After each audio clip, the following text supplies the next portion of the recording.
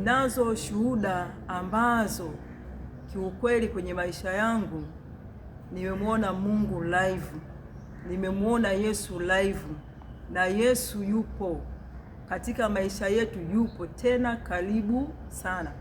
Maana tukikumbuka kuna andiko linasema ya kwamba nimekuchora kwenye vitanga vya mikono. Mungu wetu anajua mwanzo wetu na anajua mwisho wetu na hatima za maisha yetu. Kwa nini ninasema hivyo?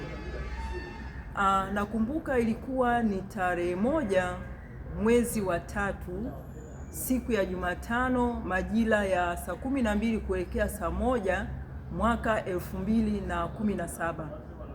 Nilikuwa hospitali ya Kairuki kwa ajili ya kufanyiwa operation, kwa maana kwamba kujifungua mtoto wangu wa 3. Basi nikawa nimepelekwa kwenye chumba cha maandalizi kwa ajili ya kujifungua. Kwa mimi binafsi nilikuwa ninatamani iwe siku ya Ijumaa, lakini daktari niliyemkuta akanambia unapaswa sasa hivi ujiandae ukafanyiwa operation. Kwa hiyo kuna hofu fulani ikawa imeniingia, ikabidi tu nikubaliana na daktari kwa sababu amesema. Nikaandaliwa, nikaenda process zote ambao mnajua masuala ya operation, nikawa nimeandaliwa chumba cha operation. Ninamshukuru Mungu aliniandaa vizuri. Ikafika hatua ya kupigwa zile sindano za ganzi, imini nusu kaputi. Nikafanywa ile nusu kaputi vizuri kabisa. Huku madaktari kama unavyojua hivyo na upendo, wakawa wanapiga story na mimi. Tulipiga story, ikafika yale majira kufanywa operation, nikafanywa operation. Sasa kwa sababu ni nusu kaputi, wakati operation inaendelea, unaona kabisa unasikia zile process za operation zinazofanyika. Basi naona kabisa wanakata, wanapasua, wanafanya hivi, wanaongea, leta hiki. Tunajuaga kwa hapa mbele unazibwa kitambaa fulani hivi cha kijani, huoni kule kinachoendelea, lakini unasikia zile processes zinazofanyika.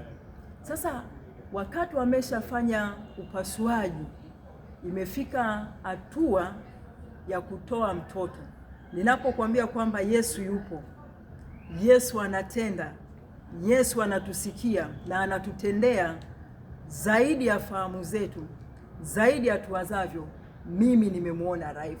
Sasa wakati wako kwenye process ile ya kutoa mtoto, nikawa nasikia ile hali wanavuta mtoto, nikawa nasikia na roho yangu inavutwa. Niko nasikia hizo process zinaenda, wanavuta. Wakati wanavuta nasikia na roho inavutwa. Mara ya kwanza, mara ya pili roho inavutwa, mara ya 3 roho inavutwa. Ninachokikumbuka kimoja, niliita Yesu, Yesu, Yesu niokoe. Nikawa nimekata. Katika ile hali naona sasa nimekata pale, ila kinachoendelea ninasikia, wanachokizungumza ninakisikia, ya kwamba kimetokea nini. Mmoja ndio nikamsikia mwekea oksijeni, mwekea oksijeni. Kwa hiyo ninawekewa oksijeni puani, siwezi nyanyua mkono wala mguu wala macho kuyafumbua, ila wanachokiongea ninakisikia, kinachoendelea sijui.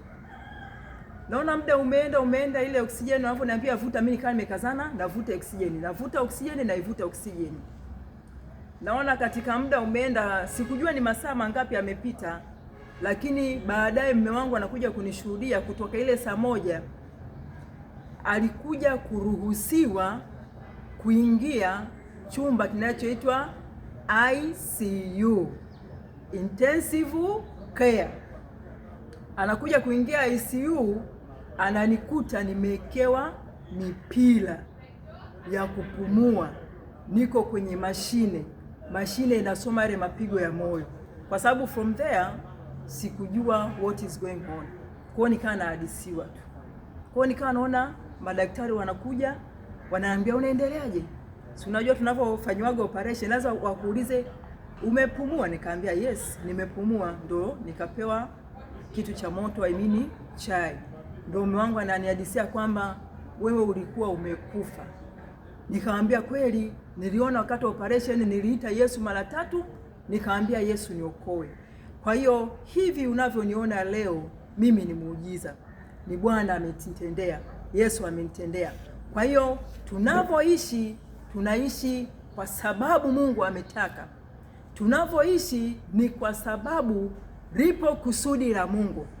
Na ninachoamini ya kwamba nisingeliita jina la Yesu, nisingelikuwa namjua Yesu, leo hii mimi ningekuwa historia yangu imefutika, nisingelikuwepo duniani. Kwa sababu tayari madaktari walimpelekea taarifa mume wangu, mke wako amefariki, mke wako hayupo. Mume wangu alichomjibu daktari ni alimwambia kwamba mke wangu hajafa, nimemleta mke kujifungua, nitarudi na mke nyumbani katika jina la Yesu. Ndivyo ambavyo Yesu ametutendea.